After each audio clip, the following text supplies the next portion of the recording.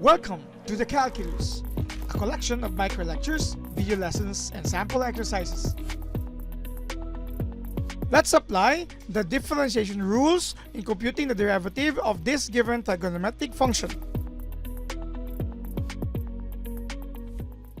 First and foremost, the given function has the trigonometric ratio or trigonometric function of sine.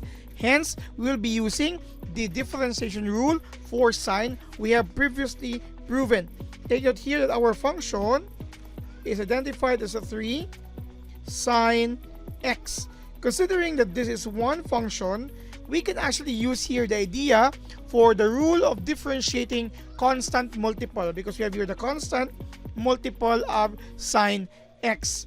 And it's very important for us to remind ourselves that the derivative of sine x is identified as positive cosine x. Again, already proven in the previous videos. This can also be written as the first derivative of sine if f of x is just simply sine x is just equal to cosine x. Okay, no more, no less.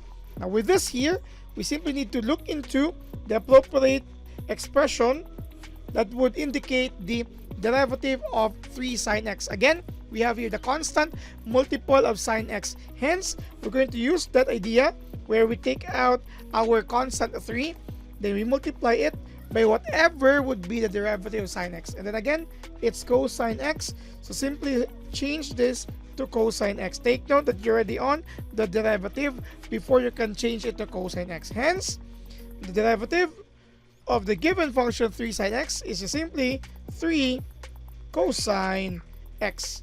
This is the answer to this given item. Thank you very much for watching.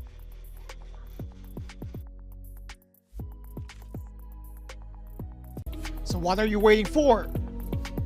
Subscribe now.